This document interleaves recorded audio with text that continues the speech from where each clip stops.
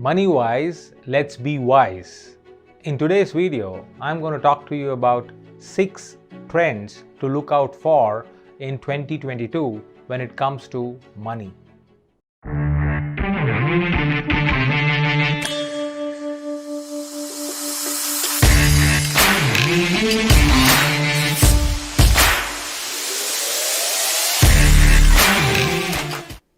Hello folks, welcome to CSK Speaks. I am CSK, your personal coach, and today we are going to discover what are those 6 trends which will impact us and our finances in this new year, 2022.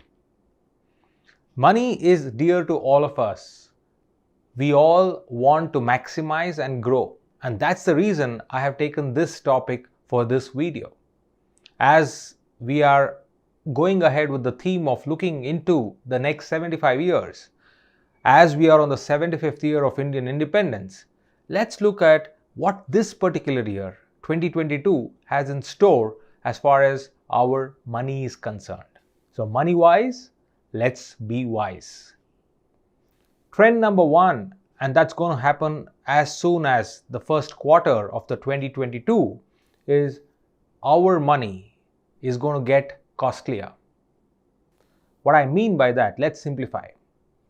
Now you can see SBI and other private banks have already started locking in funds by increasing a little bit of the fixed deposit return rate. Now that is a good news for senior citizens and people who have secured their principals through FDs. But what that also means is the minute they are promising higher rate of return for FDs, they are also going to charge a higher rate of return for the loans that are extended. Now add to this the RBI's promising of freezing easy money in the market. Yes, thanks to the COVID pandemic over the last 2 years, RBI had pumped in a lot of easy money into the market just to ease circulation and liquidity in the market. Now when RBI is promising that they are going to freeze that, which means banks have to rely on the deposits which they have had, and they are going to increase, and your loans and your borrowings from the market is going to be expensive than what it was in the past. So money is going to get costlier in 2022. Trend number 2 is UPI commerce. Yes, all of us are now well versed with all the varieties of unified payment instruments which we are using, whether it is PhonePe or ZepPay or Beam or whatever. Now what's happening is in India, peer-to-peer transfers have increased phenomenally, and that's where UPI commerce is here to stay, and it's going to grow multifold in 2022. Let's look at this piece of data and then extend this conversation a little further.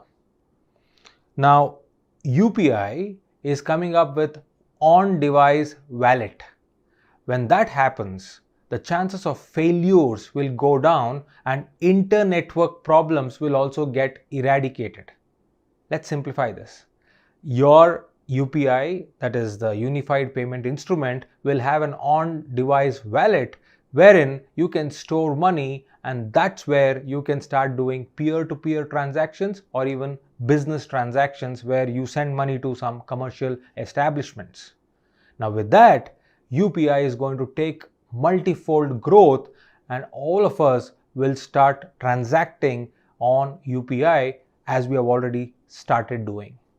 The other thing is the government is setting aside 1,300 crores to promote low value UPI and RuPay transactions, which means the local vendor on the street side, your domestic helpers and drivers and others who are helping you with your day-to-day chores, all the transactions are going to get on UPI, and that's what is the next trend, UPI commerce. Third trend, trend number 3, is going to be automated lending. Now, well, automated lending is already existing to some private banks and NBFCs, that is the non-banking financial corporations. what automated lending will do is it will unify your credit worthiness and you can access loans which are pre-approved. Now, some of you must have already heard and got some calls and messages from your banks saying you already have a pre-approved loan for XYZ amount, and all you have to do is just log on to your mobile application and then process the loan so that they can transfer that amount to your account seamlessly. Now, that is as limited as it may sound, but with 2022, the trend is going to be more common. What it also means is the automated lending will now have a network called OCEN, that enable customer receivables automatically. So you got to pay your loans, dues and clearances. Right now your prepayment can happen only through bank counters, but later you can actually do it through unified payments and automated lending.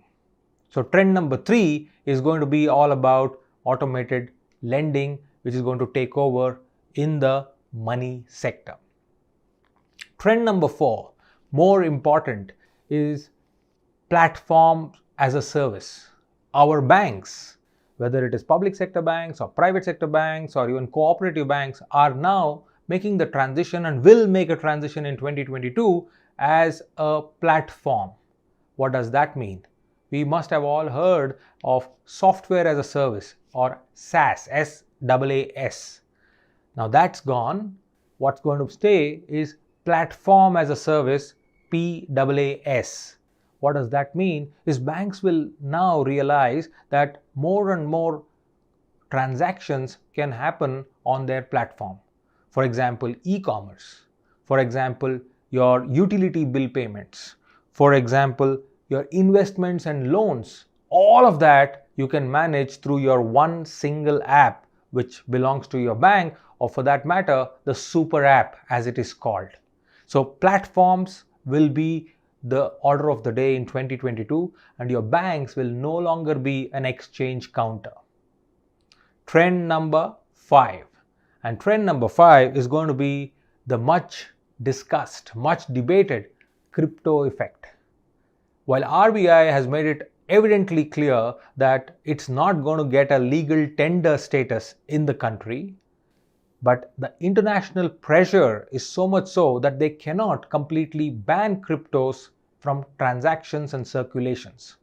So in that context, crypto is going to be an asset which will be highly volatile in this particular year, 2022.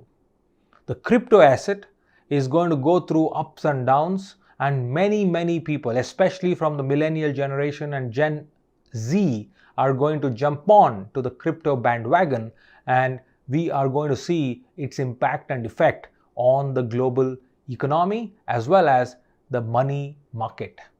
So that's the trend number 5. Now, we need to focus on the last but most important trend, especially in this volatile environment, which is your health insurance costs. Yes, already there is hue and cry about the increasing rate of healthcare in the country. What that means is because your healthcare has gone up, your insurance premiums have gone up. Now, insurance companies are already crying foul and requesting and waiting for government to take necessary action to reduce the cost of healthcare.